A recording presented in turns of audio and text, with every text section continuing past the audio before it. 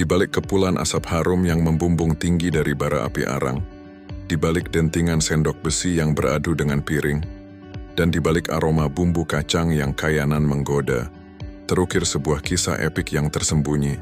Dialah sate, hidangan sederhana yang terdiri dari potongan daging yang ditusuk dan dibakar. Sate adalah lebih dari sekadar makanan. Ia adalah narasi hidup tentang sejarah, perpaduan budaya, dan identitas sebuah bangsa. Sebuah hidangan yang bisa Anda temukan di setiap sudut kota, dari gerobak kaki lima yang diterangi lampu temaram hingga restoran mewah berkelas, namun menyimpan rahasia yang jauh lebih tua dan mendalam dari yang pernah kita bayangkan. Siapa sangka, hidangan ini adalah saksi bisu dari pertemuan peradaban dan lahir dari kreativitas yang luar biasa. Hari ini kita akan menelusuri jejak sate, menguak misteri di balik setiap tusuknya, dan memahami mengapa hidangan ini menjadi cerminan sempurna dari kekayaan kuliner Indonesia. Bersiaplah, karena ini adalah sebuah perjalanan yang akan mengubah cara pandang Anda terhadap hidangan yang satu ini, dan membuat Anda menyadari bahwa sate adalah sebuah monumen sejarah yang bisa dinikmati setiap saat. Untuk memahami sate, kita harus kembali ke akarnya. Jauh sebelum hidangan ini menjadi favorit di seluruh Nusantara, sejarah sate dipercaya lahir dari perpaduan dua peradaban besar, Islam dan kuliner India. Pada abad ke-15 hingga ke-16, gelombang migrasi pedagang dari Timur Tengah dan India, terutama dari Gujarat, tiba di Pulau Jawa.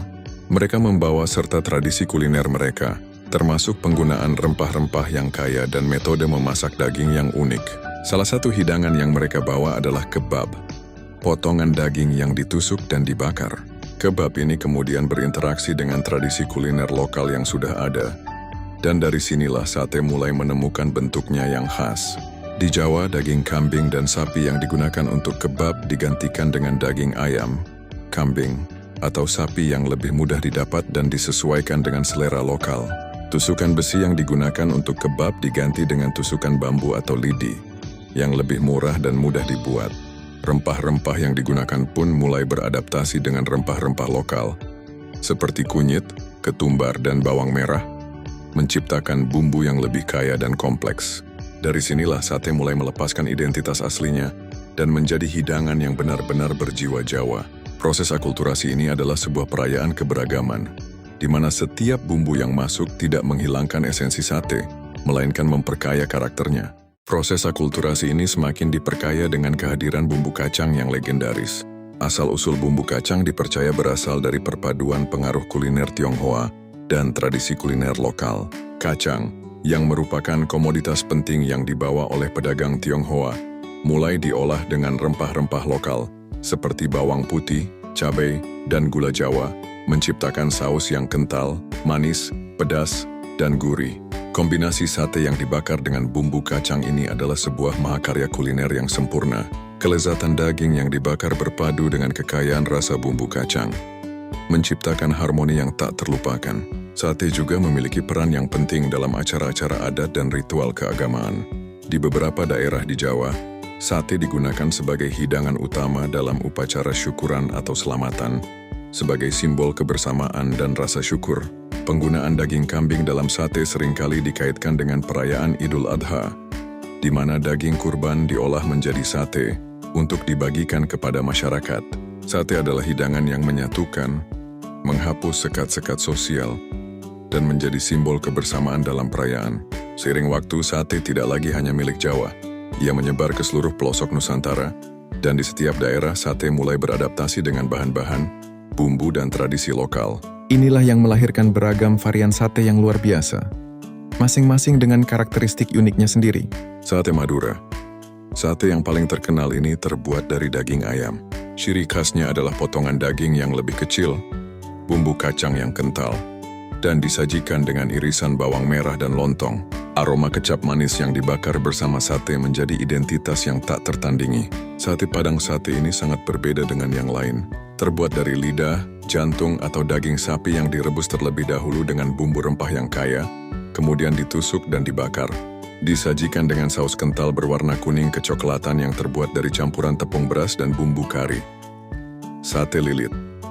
Sate khas Bali ini terbuat dari daging cincang, biasanya ikan, ayam, atau babi, yang dicampur dengan parutan kelapa dan bumbu genep, bumbu dasar Bali, lalu dililitkan pada batang serai atau bambu, sate klathar.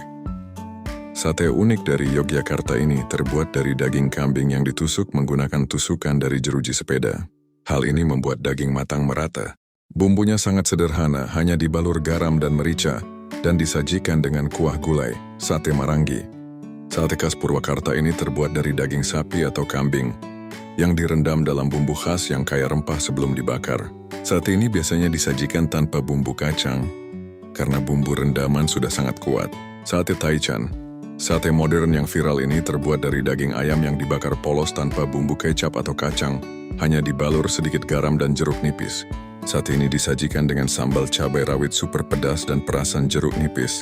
Sate buntel.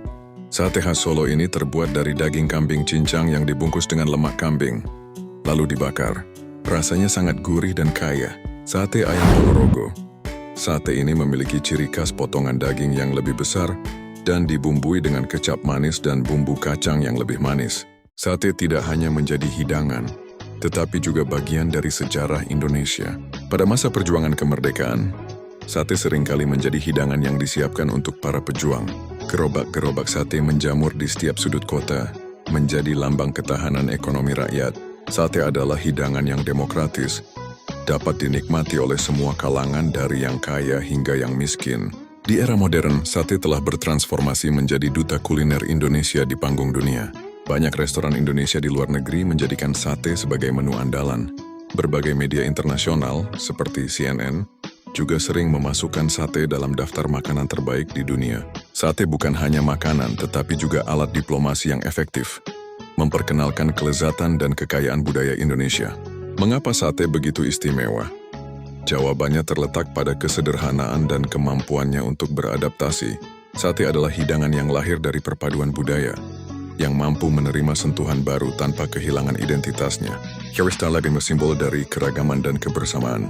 Sate adalah hidangan yang menyatukan orang-orang, baik dalam sebuah pesta besar maupun dalam sebuah momen sederhana di pinggir jalan. Jadi lain kali saat Anda menikmati sepiring sate yang lezat, ingatlah bahwa Anda tidak hanya menyantap daging yang dibakar. Anda sedang menyantap sebuah monumen sejarah yang dibangun di atas pertemuan peradaban dan kearifan lokal. Anda sedang menyantap sebuah kisah perjalanan, sebuah filosofi, dan sebuah kebanggaan bangsa. Ini adalah kisah yang harus terus diceritakan, agar generasi mendatang tidak hanya tahu rasanya tetapi juga tahu maknanya.